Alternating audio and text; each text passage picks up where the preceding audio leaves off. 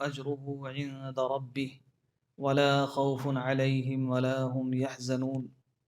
وقالت اليهود ليست النصارى على شيء وقالت النصارى ليست اليهود على شيء وهم يتلون الكتاب كذلك قال الذين لا يعلمون مثل قولهم فالله يحكم بينهم يوم القيامة فيما كانوا فيه يختلفون. ومن أظلم ممن منع مساجد الله أن يذكر فيها اسمه وسعى في خرابها أولئك ما كان لهم أن يدخلوها إلا خائفين لهم في الدنيا خزي ولهم في الآخرة عذاب عظيم. ولله المشرق والمغرب فأينما تولوا فثم وجه الله إن الله واسع عليم. وقالوا اتخذ الله ولدا سبحانه بل له ما في السماوات والأرض كل له قانتون بديع السماوات والأرض وإذا قضى أمرا فإنما يقول له كن فيكون. وقال الذين لا يعلمون لولا يكلمنا الله أو تأتينا آية كذلك قال الذين من قبلهم مثل قولهم تشابهت قلوبهم قد بينا الآيات لقوم يوقنون. صدق اللہ العظیم. اللہم صل علی سیدنا محمد وعلی آل سیدنا محمد وبارک وسلم. سورہ بقرہ کی آیت نمبر 111 سے 118 تک کی تلاوت کی گئی ہے.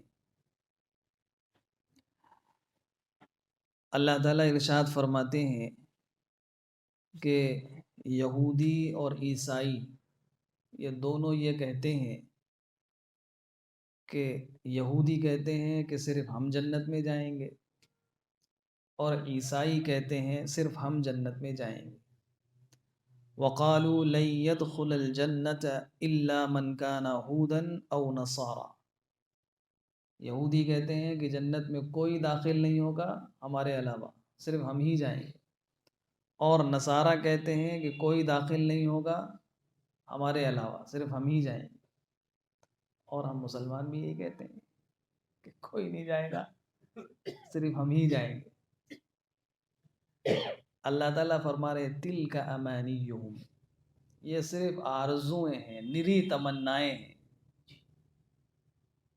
قُلْ هَاتُوا بُرْهَانَكُمْ إِن كُنتُمْ صَادِقِينَ، اگر سچے ہو تو اس کی دلیل پیش کرو.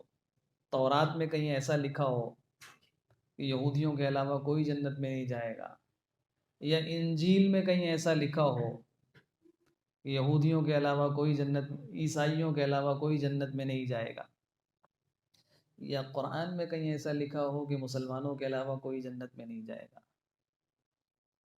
کہیں نہیں ہے. جنت میں کون جائے گا؟ جو نبیوں پر ایمان رکھے اور اس کے مطابق اپنی زندگی گزارے. کوئی اپنے آپ کو مسلمان سمجھتا ہو، سرکاری رجسٹر میں اس کا نام مسلمان لکھا ہو، بس اس بنیاد پہ اس کو جنت مل جائے گی، ایسا نہیں ہوگا. اور اگر کوئی ایسا سمجھتا ہے تِلْکَ أَمَانِيُّهُمْ، یہ بس آرزویں تمنائیں ہیں. تو اللہ تعالیٰ فرما رہے ہیں قُلْ هَاتُوا بُرْهَانَكُمْ، ایسی کوئی دلیل تمہارے پاس ہو. تورات میں کہیں نہیں لکھا، پوری تورات میں، کہ صرف یہودی جائیں گے. اپنی طرف سے آرزویں جنت کے بارے میں کیسے کر سکتے ہو؟ بلا، جنت میں جانے کا اصول کیا ہے؟ کون جنت، اوپر پڑھ لیجیے جا کر، جنت میں جانے کا اصول کیا ہے؟ کون جنت میں جائے گا؟ من اسلم وجہہ للہ.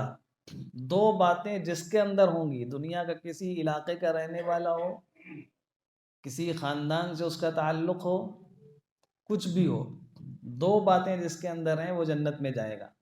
من اسلم وجہہ للہ، پہلی بات وہ جو کرے اللہ کے لیے کرے، اس کے سارے کاموں کا مقصد صرف اللہ کی رضا ہو، اللہ کو راضی کرنا چاہتا ہو. اب جو اللہ کو راضی نہیں کرتا، اللہ کے علاوہ اس نے دوسرے لوگوں کو راضی کرنے کی اپنی عبادتیں کر رکھی ہیں، کسی بھی دنیا کا رہنے والا انسان ہو وہ جنت میں نہیں جائے گا۔ جنت میں جانے کے لیے پہلی شرط ہے اپنے ہر کام کو اللہ کی مرضی کے مطابق انجام۔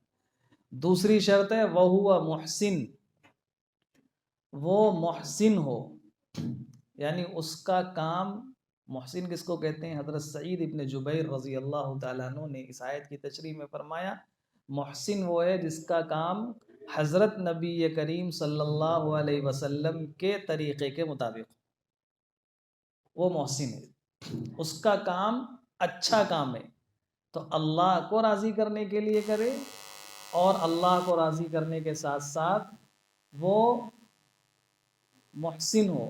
مولانا نجیب صاحب نہیں ہے کہیں؟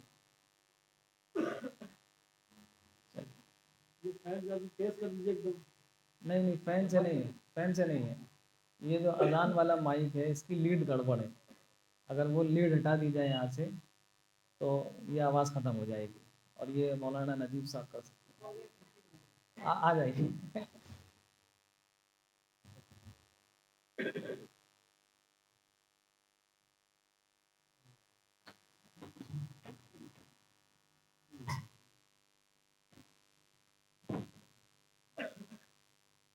یہ دو باتیں جس کے اندر ہوں گی،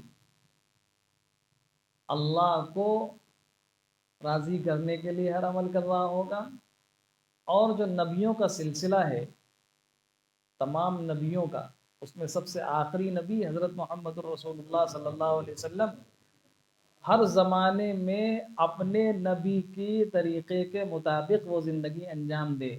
جب تک موسیٰ علیہ السلام تھے، حضرت موسیٰ علیہ السلام کی طریقے کے مطابق جس نے کام انجام دیے ہوں گے وہ جنت میں جائے گا۔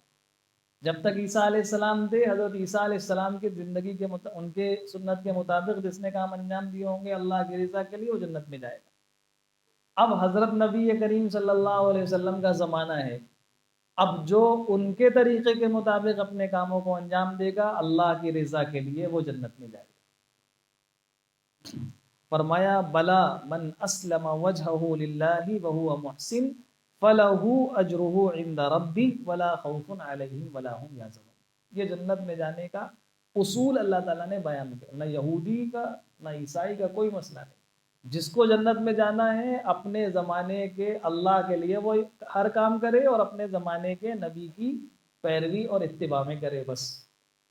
اس زمانے میں چونکہ حضرت نبی کریم صلی اللہ علیہ وسلم ہے تو ان کی پیروی جو کرے گا وہ جنت میں جائے گا۔ پھر فرمایا آگے وقالت الیہود لیست النصارى علی شیء، وقالت النصارى لیست الیہود علی شیء۔ یہودی کہتے ہیں کہ عیسائی ان کے مذہب کی کوئی بنیاد نہیں، اور عیسائی کہتے ہیں یہودیوں کے مذہب کی کوئی بنیاد نہیں، یعنی وہ حق پر نہیں ہے، صرف حق پر ہم ہیں۔ یہودی کہتے ہیں صرف حق پر ہم ہیں۔ وہم یتلون الکتاب، اور یہ دونوں ایسے ہیں یہودی اور عیسائی، ان کے پاس آسمانی کتاب ہے اللہ کی طرف سے نازل کی، یہ دونوں ایک دوسرے کے بارے میں کہتے ہیں کہ حق پر، یہودی کہتے ہیں عیسائی حق پر نہیں ہے، اور عیسائی کہتے ہیں یہودی حق پر نہیں۔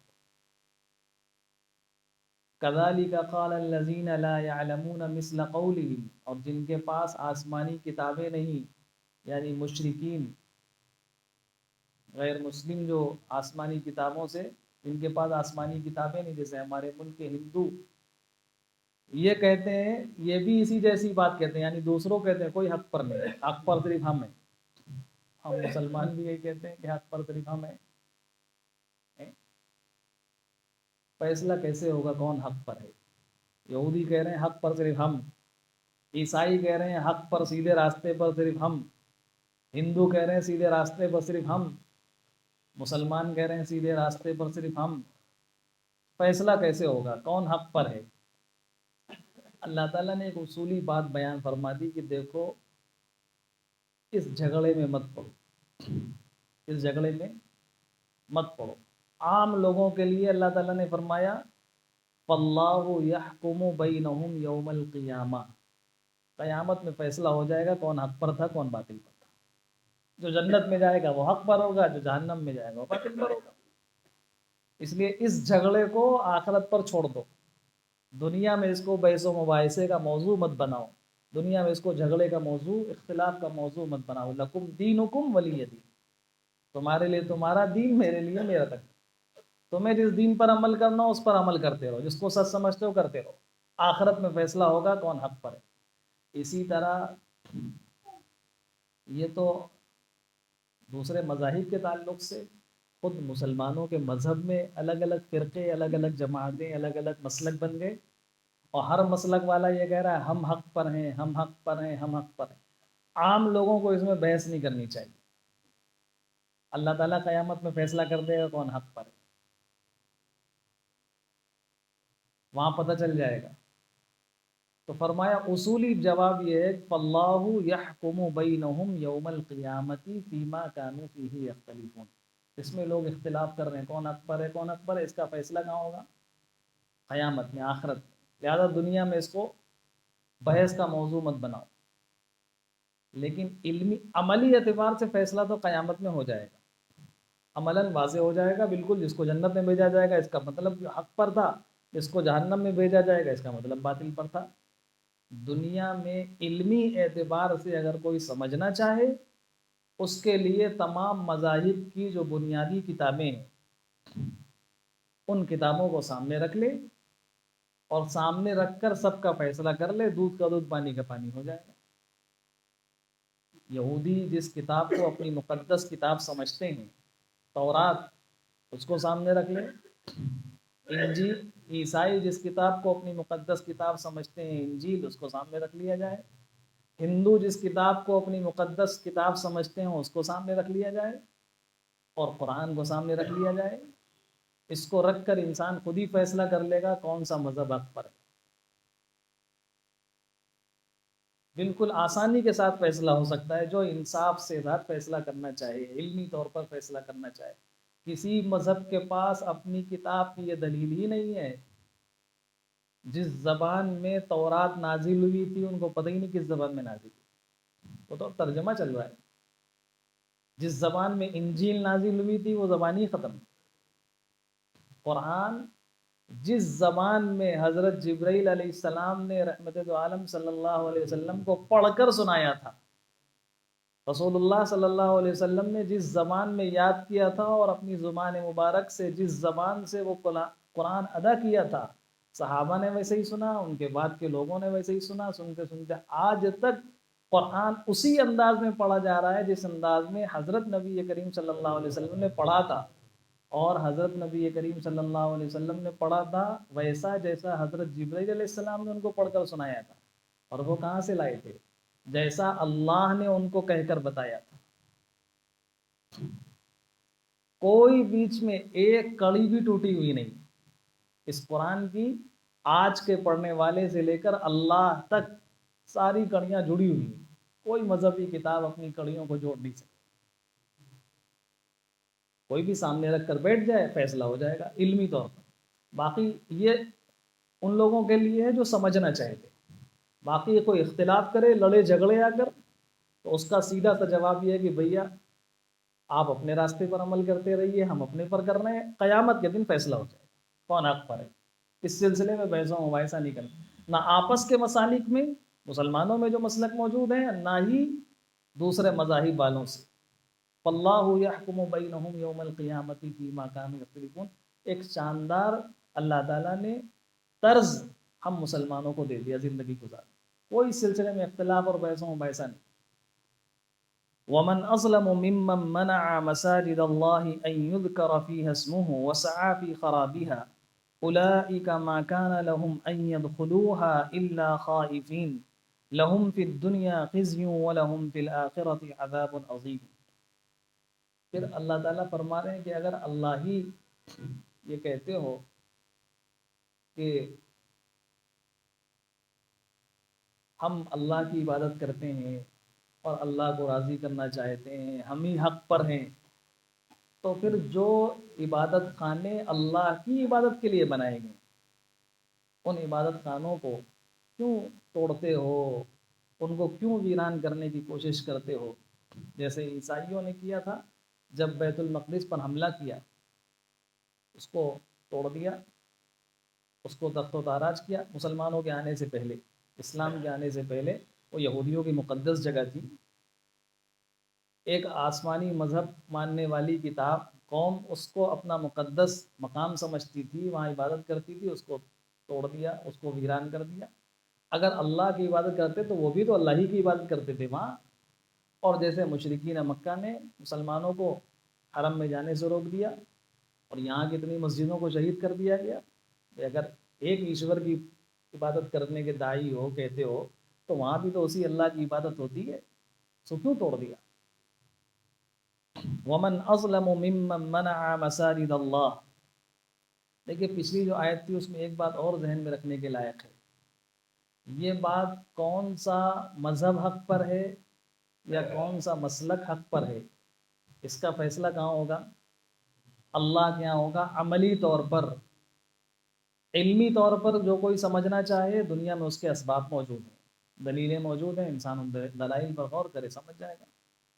اس کو بحث کا، جھگڑے کا موضوع نہیں بنانا چاہیے۔ اسی طرح بعض لوگ یہ کہتے ہیں کہ بھائی سب حق پر ہیں، سب صحیح ہیں، الجھنے سے بچنے کے لیے، اختلاف سے بچنے کے لیے یہ کہتے ہیں کہ سب صحیح ہے۔ یہ بھی غلط ہے۔ اختلاف سے بچنے کے لیے اللہ تعالیٰ نے قرآنی اسلوب کیا دیا ہے کہ یہ کہو کہ اس کا فیصلہ کون صحیح ہے غلط ہے، فیصلہ آخرت میں ہوگا۔ لیکن یہ کہنا کہ سب صحیح ہے، یہ بھی غلط ہے۔ سب صحیح کیسے ہو سکتا؟ سب کی منزل جب الگ الگ ہے، سب کے راستے الگ الگ ہیں، ڈائریکشن ہی الگ ہے بالکل، وہ دوسرے راستے پر جا رہے ہیں، وہ دوسرے راستے پر جا رہے ہیں، تو ایک ہی جگہ سب کیسے پہنچ سکتے ہیں؟ تو سب کو صحیح سمجھنا، ایسے لوگ اکبر کے زمانے سے لے کر پیدا ہوئے اور آج تک ہیں۔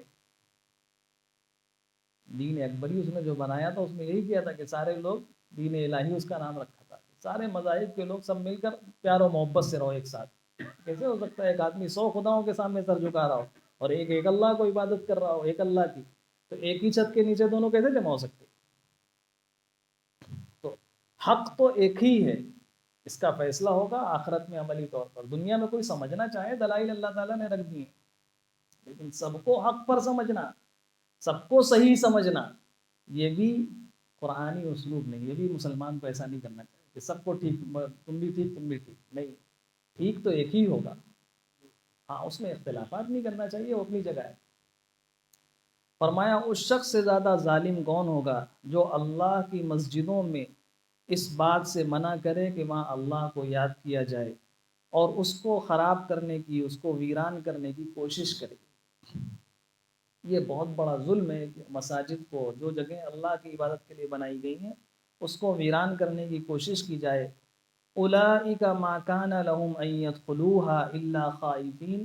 جو لوگ ایسا کرتے ہیں ان کو بہت ڈرنا چاہیے۔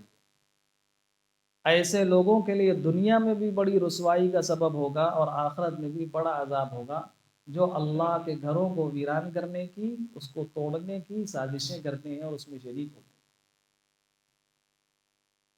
اس آیت کے تحت مفسرین نے یہ بات بھی لکھی ہے کہ مساجد میں کوئی ایسا کام کرنا جس کی وجہ سے مسجدیں ویران ہونے کا اندیشہ ہو جائے، تو ایسے کام مسجدوں میں نہیں کرنا چاہیے، ورنہ اس آیت کا مصداق ہو سکتا ہے۔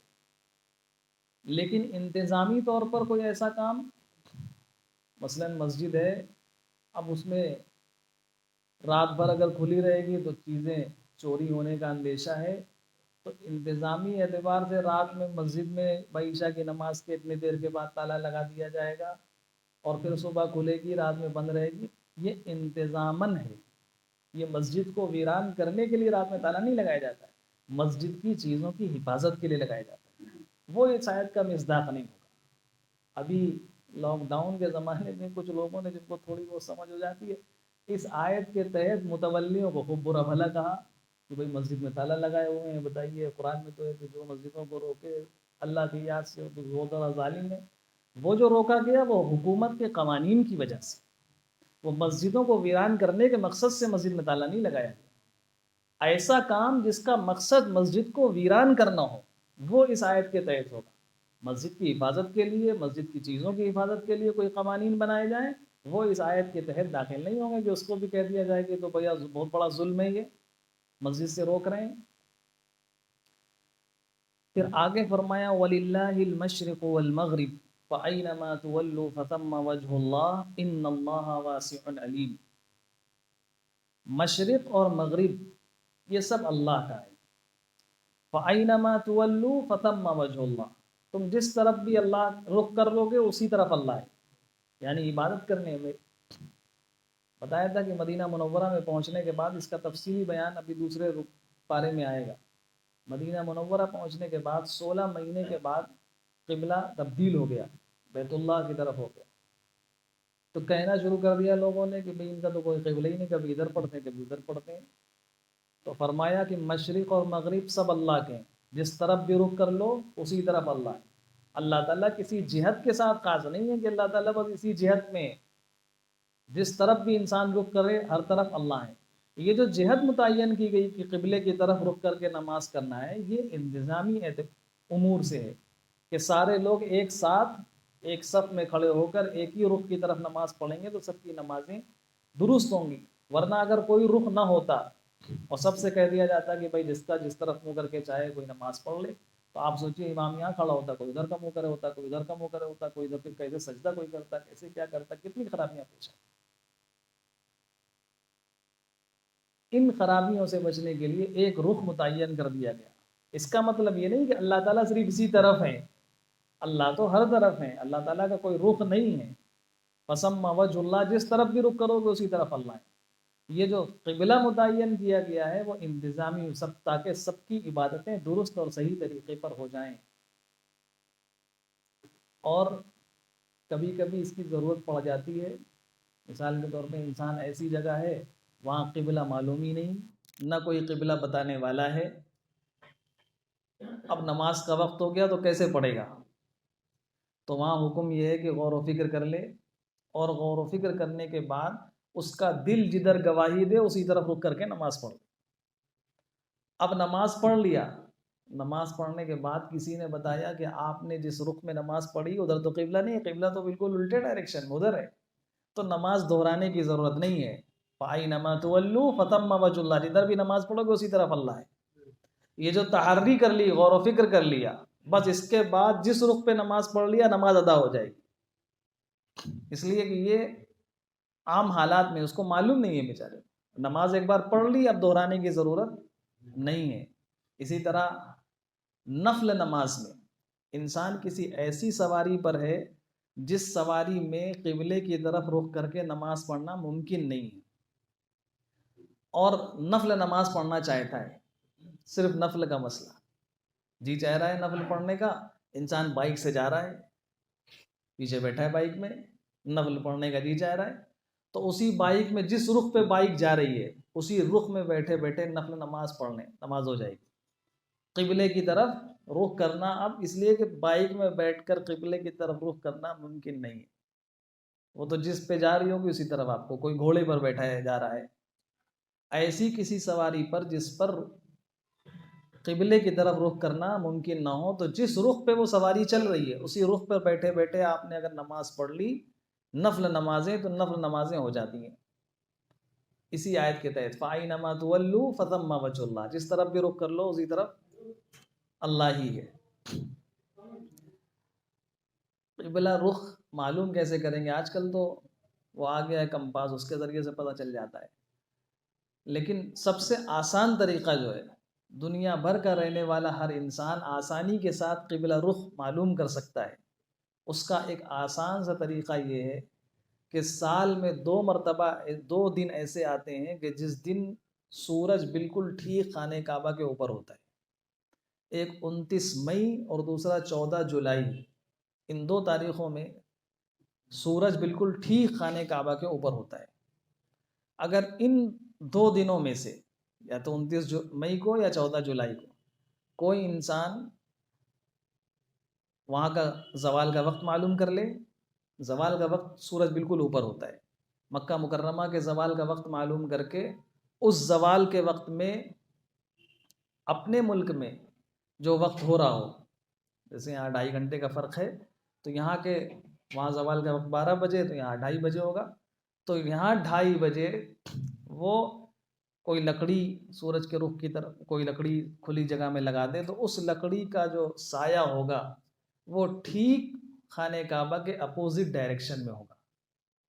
سورج وہاں پر اوپر ہے جو رخ پڑے گا تو ٹھیک ہے بالکل بس اس لکڑی کے سیٹ پہ اپنے آپ کو کر لیں تو سیدھے بالکل خانہ کعبہ کا رخ ہے. یہ آسان سا طریقہ ہے جو دنیا کا ہر انسان معلوم کر سکتا ہے. آپ اپنے گھر میں انسان ہوتا ہے اپنے گھر میں معلوم کر لے, مسجد کا رخ معلوم کر لے, سارے رخ کہیں بھی معلوم کر سکتے ہیں. سال کے ان 2 تاریخوں میں 29 مئی کو اور 14 جولائی کو ٹھیک خانہ کعبہ کے اوپر سورج ہے. زوال کا وقت وہاں کا مکہ مکرمہ کا جو زوال کا وقت ہے اس زوال کے وقت میں یہاں جو وقت ہو رہا اس کے اعتبار سے اس وقت میں وہ جب آپ کوئی یا آپ خود کھڑے ہو جائیے, آپ کا جو سایہ ہوگا وہ ٹھیک اپوزٹ ڈائریکشن میں ہوگا خانہ کعبہ کی, بس وہ خانہ کعبہ کا سیدھا رخ ہے.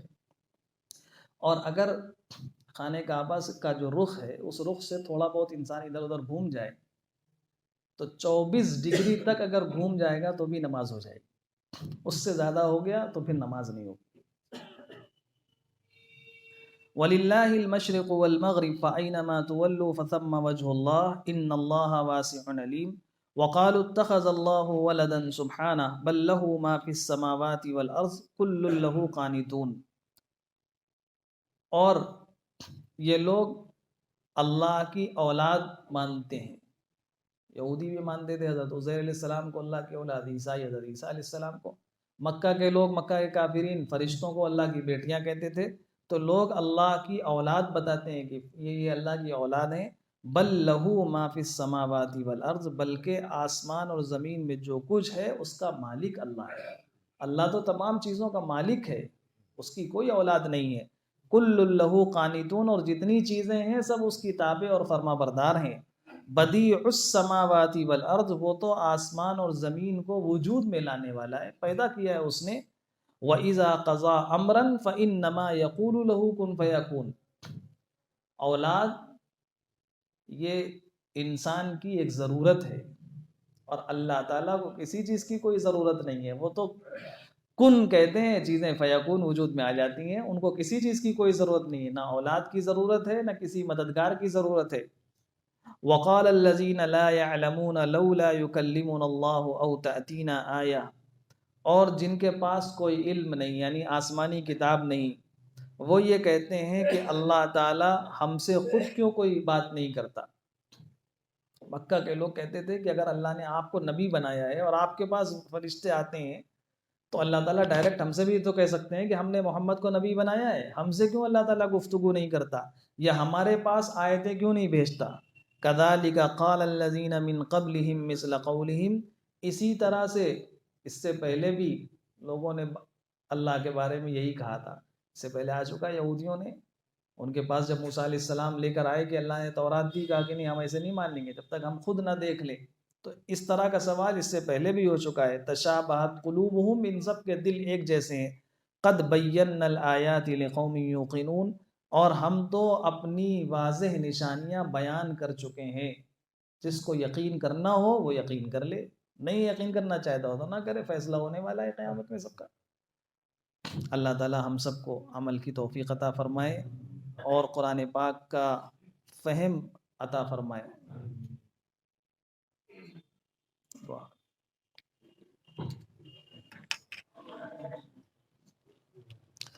الحمد للہ رب العالمین, اللہم صل علی سیدنا محمد وعلی آل سیدنا محمد وبارک وسلم. ربنا ظلمنا انفسنا وان لم تغفر لنا وترحمنا لنكونن من الخاسرین. ربنا آتنا في الدنيا حسنة وفي الآخرة حسنة وقنا عذاب النار. ربنا فاغفر لنا ذنوبنا وكفر عنا سيئاتنا وتوفنا مع الأبرار وتوفنا مع الأبرار وتوفنا مع الأبرار. اللهم إنا نسألك الهدى والتقى والعفاف والغنى والعفاف والغنى والعفاف والغنى. اللهم إنا نسألك من الخير كله عاجله وآجله ما علمنا منه وما لم نعلم, ونعوذ بك من شر كله عاجله وآجله ما علمنا منه وما لم نعلم. اللهم أحسن عاقبتنا في الأمور كلها وأجرنا من خزي الدنيا وعذاب الآخرة. يا حي يا قيوم برحمتك نستغيث, أصلح لنا شأننا كله ولا تكلنا إلى أنفسنا طرفة عين. اللهم أصلح لنا ديننا الذي هو عصمة أمرنا, وأصلح لنا دنيانا التي فيها معاشنا، وأصلح لنا آخرتنا التي هي معادنا. اللهم اجعل الحياة زيادة لي في كل خير، واجعل الموت راحة لي من كل شر. اللهم اكفنا بحلالك عن حرامك، وأغننا بفضلك عمن سواك، وأغننا بفضلك عمن سواك، وأغننا بفضلك عمن سواك. ربنا لا تزغ قلوبنا بعد إذ هديتنا، وهب لنا من لدنك رحمة، إنك أنت الوهاب، إنك أنت الوهاب. اللهم إنا نسألك من خير ما سألك منه نبيك وحبيبك محمد صلى الله عليه وسلم، وأعوذ بك من شر ما استعاذك منه نبيك وحبيبك محمد صلى الله عليه وسلم. أنت المستعان وعليك البلاغ، لا حول ولا قوة إلا بالله العلي العظيم. ربنا تقبل منا إنك أنت السميع العليم، وتب علينا إنك أنت التواب الرحيم، برحمتك يا أرحم الراحمين. صلى الله تعالى.